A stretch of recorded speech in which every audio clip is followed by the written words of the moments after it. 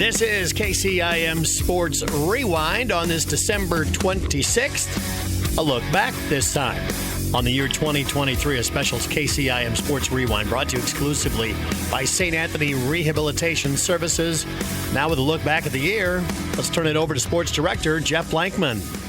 Good Tuesday morning, everybody, and welcome here to KCIM Sports Rewind, brought to you, of course, by St. Anthony Rehabilitation Services. A little different lineup for you here today. We're giving John Ryan the day off here today, but we've got, of course, Assistant Sports Director Casey Miners in the studio. Former Assistant Sports Director Tyler Bruner joining us from all the way down in Kansas City. We're glad he's not here. We didn't really want to have to look at him today, so he wanted to do Zoom. We kind of shot that one down. Tyler, hey, appreciate you joining us. How you doing here today? Hey, Jeff, I'm doing really good. There's a ton of things I could have From Western Iowa's information leader, it's your latest KCIM news update. As the athletes at your house prepare for hard work and fun of the season, remember that St. Anthony Rehab Services provides physical therapy for any sports injury that may sideline your member of the team. Sports injuries can plague kids of all ages and keep them from playing the sport they love. Athletes will be under the direct supervision of a certified and licensed healthcare professional in the newly renovated sports performance facility. If an injury is keeping your athlete out of the game, call St. Anthony Rehabilitation Services at 794-5000 for sports injury and treatment rehab. KCIM Sports Rewind. Tuesdays at 9:30 on 1380 KCIM and on 95.1 FM. Good Tuesday morning, everybody, and welcome here to KCIM Sports Rewind, brought to you, of course, by St. Anthony Rehabilitation Services. A little different lineup for you here today. We're giving John Ryan the day off here today, but we've got, of course, Assistant Sports Director Casey Miners in the studio. Former Assistant Sports Director Tyler Bruner joining us from all the way down in Kansas City. We're glad he's not here. We didn't really want to have to look at him today, so he wanted to do Zoom. We kind of shot that one down. Tyler, hey, appreciate you joining us. How you doing here today? Hey, Jeff, I'm doing really good. There's a ton of things I could or could not say on the radio, and I'll keep those to myself. Yep. But no, I'm so grateful to be back here on Rewind. So excited to be back on. And before we all start, I promised a group of girls that I would give them a shout out here this morning in hopes that they listen on this Tuesday morning. So shout out to the Kemper girls basketball team. I told them that I'd give them a shout out if they would listen this morning. So hopefully they're doing that. Well, if they're like you, usually they're not out of bed at this time, so they'll listen on the podcast later on this afternoon. But we're glad that now that you're down in Kansas City and have to work early in the morning that you're able to join us. It took us a little while to get KC to start coming in the morning. It was almost because John was like, I bet. It was almost because John's like, we don't want to huddle no more, so you got to come in. So it's like, okay. We do thank Honnold for all of his times, and we do hope to get him back on someday. But yeah, nice to have both of you guys, the guys that like to stay up till 2 or 3 in the morning, and stuff, and not get up early to be joining us here today. But guys, let's start with KC. Just kind of a fantastic 2023. I know you've only been a part of the sports department since kind of the summer sports season, but you're from around here. You were with us prior to that, but you kind of know what's happened. But what a fun 2023. I think so in general. If you the things that we're going to list off, we got about 25 things that come to mind. Some things we're not going to fully remember. But Yep. So, and I will say, if anybody's got anything that they do remember, feel free to reach out to us because Yep. it's stuff that we can add to our list. And I go on with what you said. I think it was a great 2023.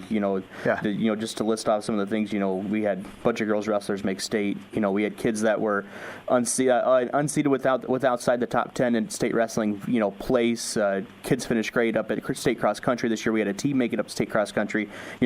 Seems like a lot of area schools had really, really great seasons. In different sports as well. East Sac, to name one, knocks off OABCIG. Right. For the first time in a while. So just listen off some great things. John Waddle has the field named after him, down in Coon. So I think it's been a great 2023. Yeah, and I think you brought up a good point. We should post this list to the website, so we'll wait and do that maybe on New Year's Day or something, or New Year's Eve. And if anybody's got anything that we miss here today, they can add. Tyler, for you, you spent that first half of the year with us, left to go down to Kansas City for a new job shortly after state track, which I think year 2 for you with state track was a lot of fun. But what a fun year and just probably being fun being a part of it.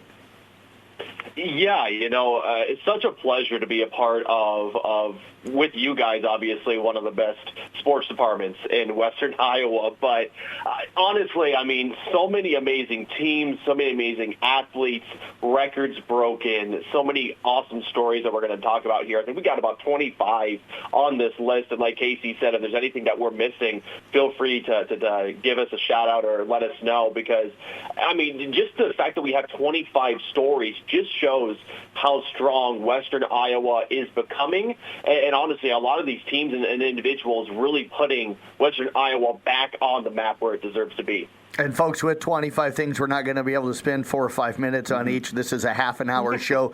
We can push a minute or 2 or 3 maybe at the end, but certainly can't go 40, 45 minutes here today. So let's jump into things here real quick, and we're just going to go down the list, folks. This is in no order. It's not like these are rankings of the top things. It's just kind of what we thought about and putting them down when they came to mind. But the top one on our list, 10 area girls from our area schools make the first ever sanctioned girls state wrestling tournament. We had some kids down there wrestle really well. Evelyn Kramer, I know, had an outstanding run down there. But Tyler, you were here. I know you were kind of jumping on and helping Honnold and Bill Kane, because we were doing our first ever audio YouTube broadcast. And, sometimes the first time you do things, it can be a little bit rough at the very beginning, especially when Honnold's a part of it. But, what a year for our girls wrestlers last year. Yeah, what a year it was just for girls wrestling in general. I mean, you talk about just the impact that was made in that first ever year of the sanctioned girls wrestling state tournaments. And I only imagine it's going to get bigger from here. I mean, as athletes understand and the girls around the state realize how awesome of a sport wrestling is.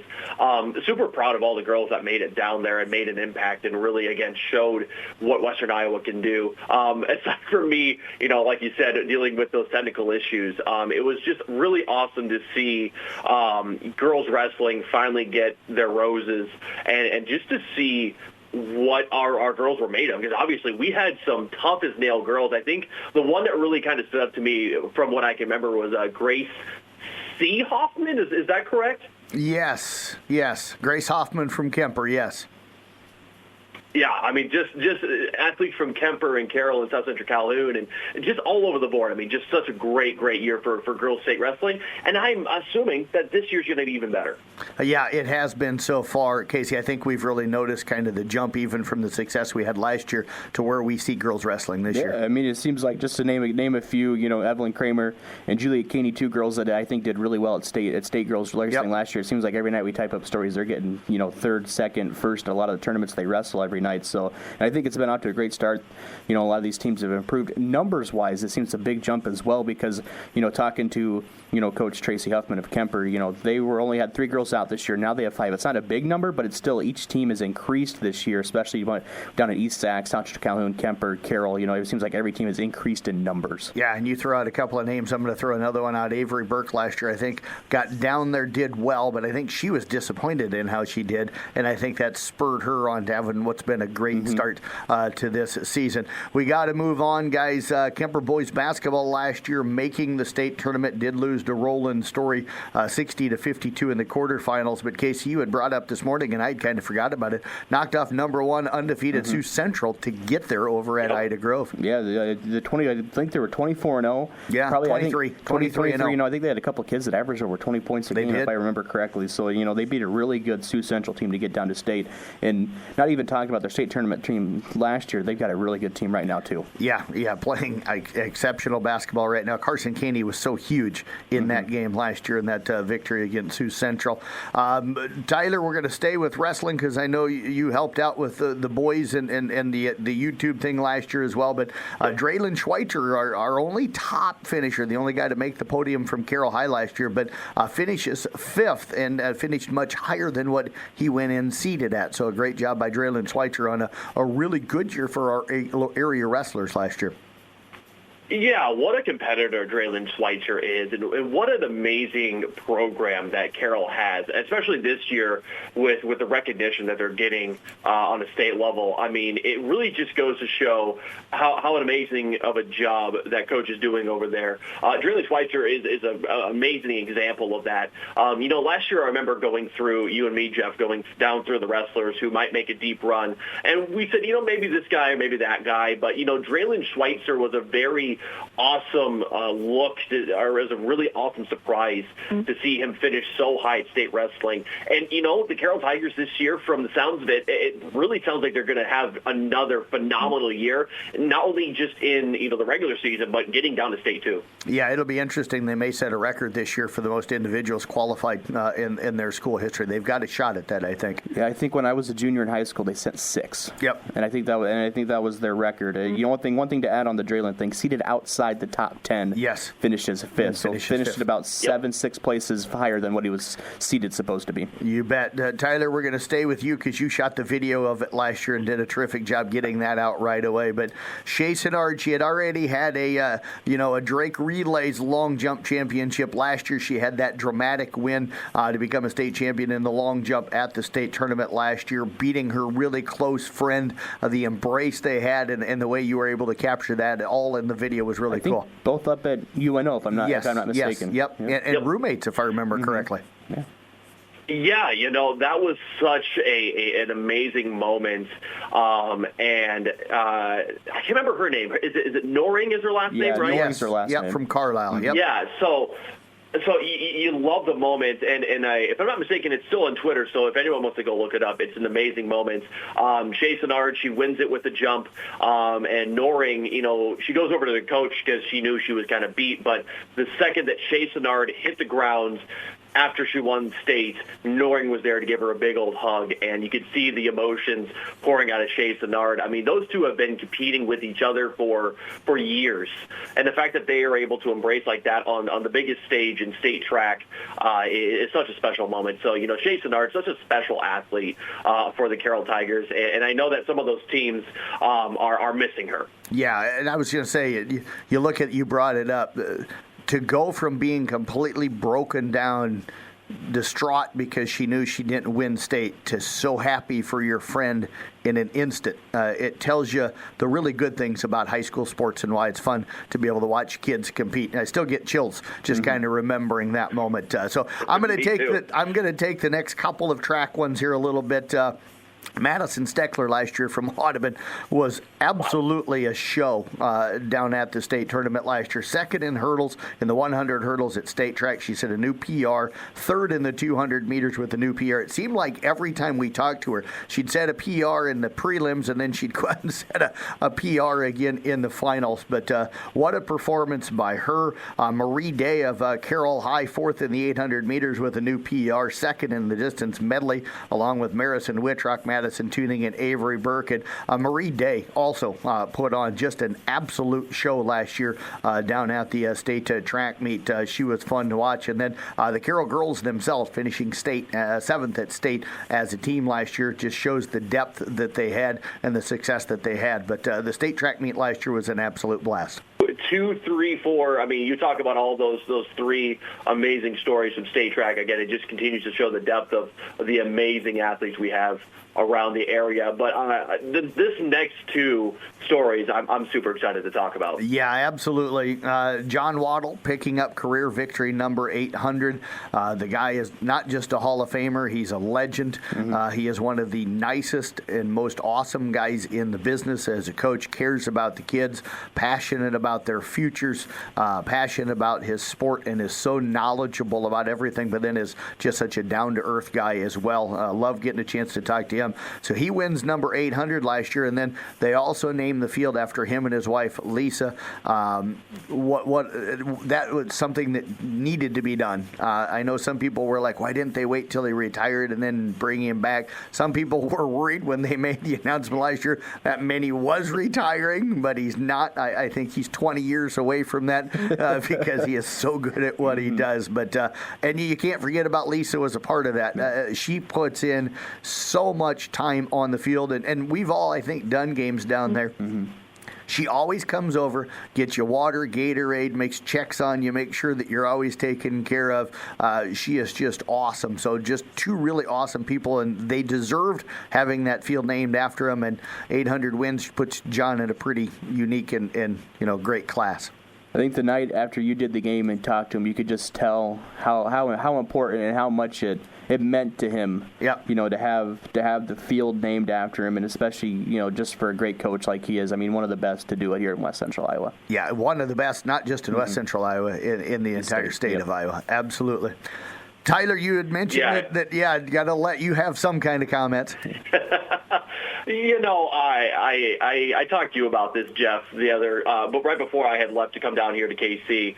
John Waddle is such a humble man. I mean, you try to give him praise and try to give him, his flowers, but he always is like, no, it's not me, it's the kids. So he's just such a down-to-earth guy, so humble. And I know that, having the field named after him, he loves it, he appreciates it, but he's just going to go back to work, and he's just going to put his nose down and do everything for the kids and for everyone around him. I mean, he's just such a guy who gives back. His wife as well. They give back. They love the Coon Rapids Bayard community, and it shows in the way that they treat the people around them.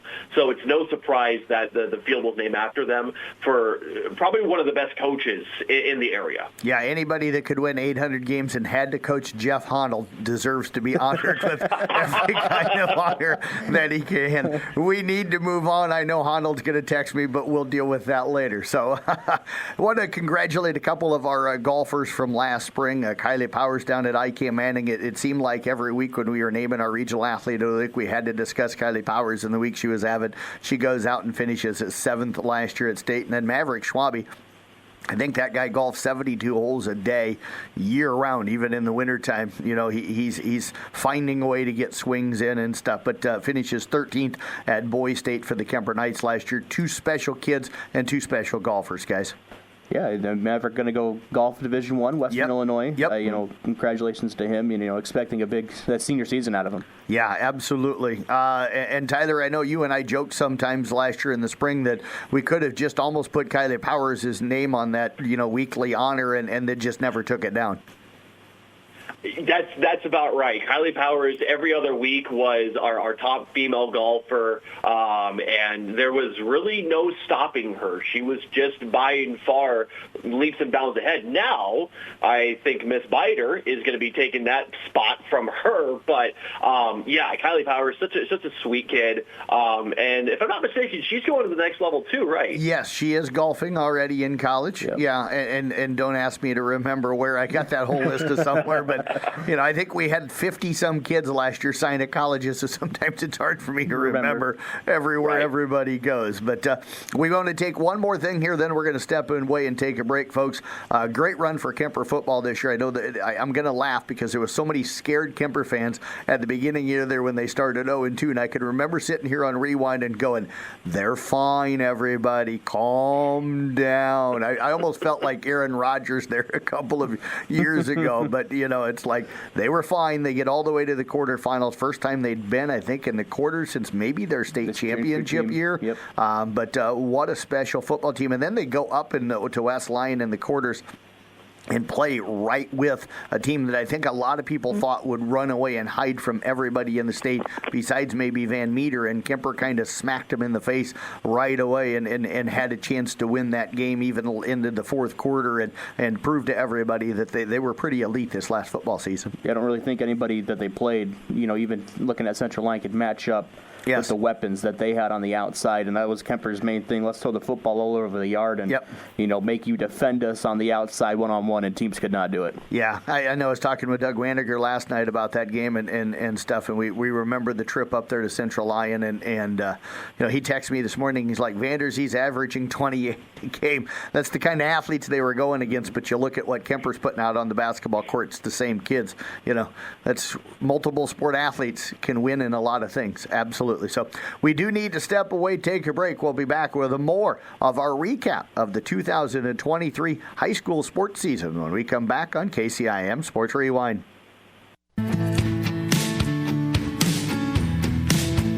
Thanks for listening this morning. We're broadcasting live from the Wild Rose Casino and Hotel Studios. You'd rather be here. We are back here on KCIM Sports Rewind on this Tuesday again. Hopefully everybody had a Merry Christmas yesterday. We're all back to work on this Tuesday, December the 26th, as we kind of wrap up the 2023 sports season. No sporting events going on this week at all. So, again, we're just taking a look back at what happened from January to December for this past season. And again, folks, not in any kind of an order. We didn't rank these things. If we missed something that you thought about, we apologize. Shoot us an email, or if you know us, shoot us a text. We're going to post this list out probably towards the end of the year here, probably either January or December the 31st or January the 1st, and we'll add that to our list. But Jeff Blankman with you here today, also Casey Miners and Tyler Bruner all joining us as we take a look back at 2023. We're through the first 12 of 26 things that we have on our list here today. But we're going to start off kind of what happened a little bit here in the fall, and we're actually still going to bounce back to some summer things because we had things come to our mind. But we're going to start Chloe Judish from South Central Calhoun, finishing 8th this year up at state cross country. And if I remember correctly, Casey, you were up there that day because I think I was out at the Nebraska game. Yep, I was the one that got the interview with her, and what a special runner she was this year. I mean, it seemed like every time we were typing up stories, she was top 4, fourth, third, second, or first, and she seated she was seated 8th going into state cross country. I know. Talking to her after she ran, she felt like she could have done a little bit better, but she finished right where she was seated, and I think she's going to be happy with where she's at. Going to go run at Minnesota State. Up there in Mankato. So, congratulations to her, and just what a special season she had in cross country. And this one, I got to admit, it's a little special for me. I'm friends with the Judish family. I've known Chloe since she was little. I coached her in club volleyball years ago. Been able to pick on her since she was probably in about the 5th grade or so. Did Relay Iowa with her, where we ran across the state of Iowa as part of a team. Her mom's been the captain of that team for a few years. So such a great young lady. Fun always to catch up with her. And you mentioned, when she got done, felt like she could have done better. That's Chloe. Always is pushing herself to be better. And that's part of the reason why she's had such a special career, and I think is going to have a special career in college as well. We will move on now as the ESAC boys, speaking of cross-country. What a cross-country season they put together this last year. Boy, Casey, it seemed like every week when we were talking about our team of the week, the ESAC boys cross-country team was in the hunt. I think they won their first 6 meets that they were at, and then finished like second at one, and then won a whole bunch after that before taking third at their state qualifying meet. But there was so many meets this year where it was like 5 guys in the top 10 or 5 guys in the top 12 or so. They always seemed to have 2 or 3 guys in the top 5. They were just flat dominant. Yeah, and it seemed like Parker Ankle and Isaiah Aragon were just always within the top 10. And then they had a good season, and a lot of those kids, going to be back next year for them. A lot of the kids that ran, their second, I should be there, like their 3rd through their 6th runners going to be back next year for them. So expect a big season out of them coming again this year. And but again, qualifying as a team for the state cross country meet is huge because it gives kids experience running up there going into the next season. And like I said, I expect big things out of them. Let's move on now to Kemper volleyball. Back-to-back state tournament appearances. They do fall to Grundy Center 3-1 in the quarterfinals this year. But what a great effort from this group to get back down there. I don't think people realize how hard it is to get to state, and especially on a regular basis. That's why you look at maybe like what a Dyke and Western Christian and some of those schools do, where they're just kind of flat elite every year. It is not easy to win at that level all the time, and Kemper's been able to do that even through the transition now with coaches. They went from Jeannie Spieler to Keith Stickrod, and now from Keith to Rusty Wintermote and stuff, and they've just kept that program elite, and it's fun. And what a fun season that they had.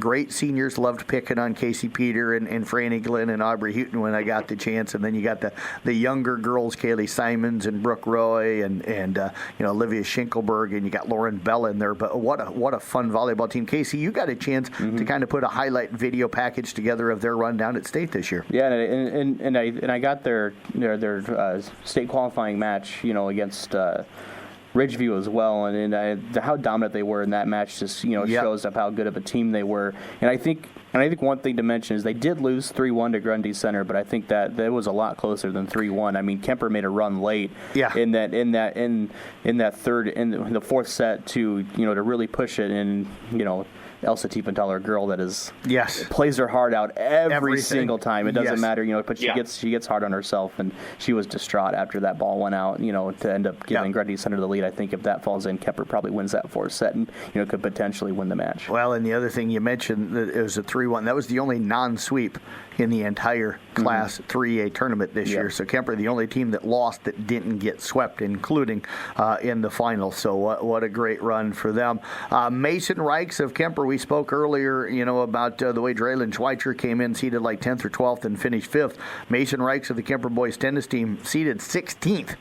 In the state qualifying meet and gets to the state tournament. What a run for him that day, and what a season for Mason Reichs this past spring. Yeah, what an incredible story. You got a kid who comes in literally the lowest seed you can in districts and fights his way, gets to the state tournament, and even gets a match off. I can't remember who he went up against at the state tournament, but what an amazing story. And I think that just continues to show, Kemper tennis has had a few different coaches throughout the years, but, those kids go out and compete, and for Mason Reichs especially, I mean, it's just such a Cinderella story that is so special to see. Let's move on here quickly. Tyler, I'm going to let you kind of handle this one. You've got a little connection to this next team, the Arweva girls shuttle hurdle. What a career. You hate to bring up the sad part of the story, but I think it's a part of it and stuff, and I'll let you talk about it. But what a special group. I'm going to say 5 girls that made up that shuttle hurdle relay team. Yeah, absolutely. So the Arweva girls shuttle hurdle team, you mentioned it, Jeff, 5 girls amongst them throughout the last 3 years. Of course, their first year was canceled due to COVID. But you had Cora Obrick. Unfortunate for her, 2 of the years unable to get down or help the girls at state because she was injured. So you got to feel awful for Cora. But she did an amazing job of supporting the girls once they got down to state. And I think she was down there at state themselves to compete. But Jamie Hausman, Maggie Regaler, Amber Regaler, and my own sister, Elizabeth Bruner, had the absolute honor of going down and covering them all 3 years. I believe their first year down, their sophomore years, finished 4th, and then this past year finishing 6th with a new PR.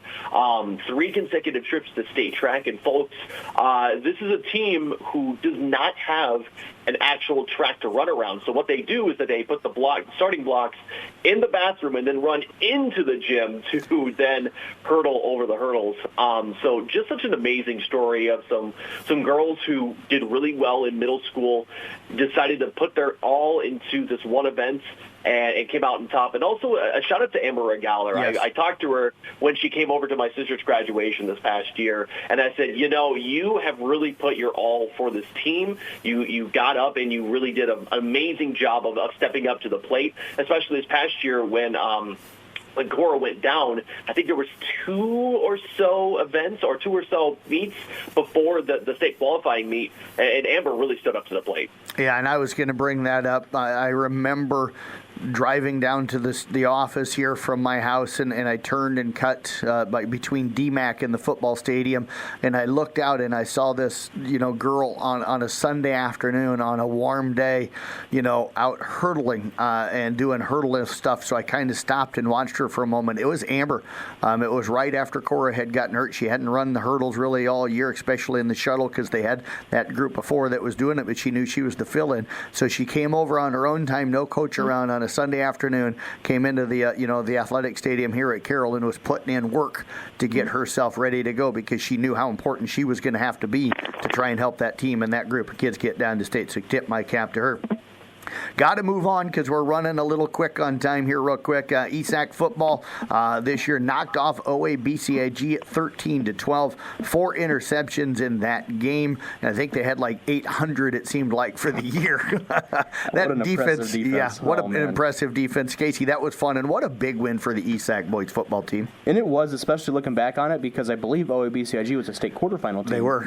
So for ESAC, and the way they started the season, their defense was so good, and not even their defense. Luke Wright is a kicker. Yes. Was so good for them. At times was their best offense, and I think probably the best defense in the area, and just probably one of the most impressive defenses we've had in a while. Yeah, it was fun following what that defense was going to do week in and week out. The Arweva football team this year started 4-0, ranked in the top 10 for the first time since 2018, got as high as number 7 after week number 4, finished the season well. Isaac Schaefer's and Austin Stolk doing an amazing job. And what do they have, like 13 kids? 15 guys out this year. Makes that story even more special. Yeah, I chuckle sometimes when I hear coaches at bigger schools go, can't play guys both ways because, they get worn down. And then you look at 8-man teams and teams like Arweva, you got kids that don't come out for an entire play. Mm-hmm. Any game the entire season, and they're still playing at that level all year long. They're the smallest, what would classify as a 1A school. They don't have 8-man, but would classify as a 1A school. They're the smallest school, and putting 15 kids out there that play every single down it's impressive. Yeah, absolutely. What a story. That someday they need to do a 30 for 30 on our week of football in that. Catherine Mayhall, what a story she was for 4 years, not just in basketball. I think a lot of people remember her for basketball, but an amazing soccer player as well. I do like that she put the absolute pressure on Sierra Pudens in my interview with her after she broke the career scoring record in soccer. She says, it's not going to last long. Sierra Pudens is going to break it in a couple of years. But Catherine graduates from Kemper as the all-time goal-scoring leader in Kemper history for girls soccer, and also the all-time scoring leader and all-time steals leader for Kemper basketball. What a career and what a senior season she had in both of those sports. Just what a special athlete in general. Yep. Probably one of the better that played basketball or soccer for the Knights. And a great kid. And every single time that we've talked to her, such a humble girl. She gives back, and she's just such an awesome person and kind of feared on both the court and the pitch. Yeah, and the fun thing, I'm going to put a little pressure on Catherine. She messaged me before break, said that when she's back, she wants to help me call a Kemper game. I'm going to get one scheduled early January, and Kate, I'm going to hold you to it. We're going to get you on the mic, and you're going to help out with the broadcast. So looking forward to that. We're going to roll to basketball here real quick, and we've got some guys right now that I don't know if they miss much from beyond the three-point line. Kane Barons twice sets the individual made three-point shot record down at Coon Rapids Bayard, 9 the first time, and then 11 of 16 from the three-point line the next time he went out to break the record. Not the next game, but within a week he made 9 and then 11, and then Brock Bading, just this last Friday night, December the 22nd, 10 of 15 against Kingsley Pearson on the road from three-point line. Broke the record set by David Hicks to become the all-time individual made three-point guy at Kemper. But KC, those two guys just absolutely filling it up from deep. Unconscious. It seems like they're shooting from behind the arc. And one thing that's interesting about Cade did his in 2.5 quarters. He sat out for most of the third and the whole fourth. So, if he's playing the whole game, it could be a lot more. He might have 15 or 16. It could have been a lot more than 11. And a funny thing we should bring up about Brock's is that Coach Minahan and the staff looked at school records before the game started, and one thing that they looked at was three-pointers made in a game, and happened to be Brock broke it that night, not even having any intentions to do it. Right. And it happens. That to me, that's just crazy. Yeah, I asked Coach in the postgame, I'm like, did you have a premonition about tonight? And he goes, no, we were just looking at the records, and that's one that we looked at, and it just happened that Brock came out. And the cool thing about it is I called that game. he didn't force shots. It all came in the flow of the offense. He had several in the game where he could have taken another attempt. He was wide open, and with the way he shoots, why not shoot? But he didn't. He would kick it inside for somebody for an easier shot at the rim. So such an unselfish kid, just fits what that team is this season. Now we'll move into back to baseball and summer season. We had some things that we thought about late. Colby Culbertson, I think, Casey, you called this game. No, Nick did. Nick did. Nick Brinks, that's right. Colby Culbertson with a walk-off home run in the playoffs for Coonabitz-Bayard to win their first-round game. Logan Siebenaller, this was the one, Casey, that you had? No, this is another one I thought of. This was another one you thought of. Logan Siebenaller, a 2-run walk-off home run to beat Dennis and Schleswig. So, Casey, I'm going to let you comment on both of those real quick because you added those to the list. I know they were just things I thought of, this morning as I'm driving here to figure out what we could add. And I just remember can't remember what game I was at. But I just remember Nick sending, tweeting out the updates, and all of a sudden they were going to extras, and you get this big tweet from Nick that Colby hit a walk-off home run. I believe it was like first pitch or second pitch, something like that, as they were in either the eighth or the bottom of the eighth or the ninth inning, and it was a special moment, and I think maybe Nick might have pulled the call out of the recording and posted it, but I know just a lot of people reaching out that night after it happened, just posting on the post, and what a special moment that would have been for Colby, a moment he'll never forget. And then Logan Siebenaller, I know it was either a solo or a 2-run. I can't quite remember what it was, and they ended up beating Denison by 10, but it was a walk-off to win the game. And the only reason I remember that is because I was over playing slow pitch softball the night he did it. And I'm in between games, and I hear this crack at the bat. Then all of a sudden, I look over, and Logan Siebenaller's walking around, and somebody coming in goes, "Yeah, you just hit a walk-off home run." I'm like, "Oh, that's crazy." Yeah, we don't get many walk-off home runs in high school baseball. This is the ones you called here, so we move on the list here. Macy Gustafson, back-to-back playoff no-hitters in the postseason. Yes, in the postseason to advance the ESAC softball team through the first couple of rounds. Yeah, she would have been was named the regional athlete of the week after that. I think they won 12-0 against SEC, if I remember correctly, in the first round. She threw a no-hitter, and then Kemper, a team that hit the softball really well last year. Yes, it held them to no hits. They won 3-2. A couple errors and some walks given up in that game. Were scored the Kemper runs. But yeah, Macy Gustafson, what a terrific back-to-back performances to kind of help will her team to two opening playoff round games. One they were supposed to win, one probably they weren't favored in. So, I think that's hats off to her for back-to-back no-hitters. You don't see that very often either. No, and now we're going to flash back to the fall sports season. We just wrapped up girls swimming. Casey got his chance to go down and cover his first ever girls state swim meet, and we got a chance to see Emma Myers, place down there and do really well. So congratulations to Emma. Fourth in 100 breast, if I believe, is what it was. And not just Emma in general, the whole girls swim team this year did really well. I think they sent all their relays down there. And they had multiple girls qualify for the same event. Right. So just a special season for the Carroll girls swim team. And Deb Danner does a great job and always has a great group of kids. I think the boys are set to have an outstanding season. Well, guys, I know we're a little bit over that 10 o'clock. We didn't go too bad. I don't think we're like 10 or 15 minutes, but this has been fun. I think the listeners are probably thinking 2 guys to replace Blankman and let him retire, and I'll just hand the sports department over to you two. I don't know about that. If you guys want to do like what they did during the pandemic, set up a camera and I could call the game for Kansas City, perfect. Yeah, I can't sweet talk you into moving back with that comment.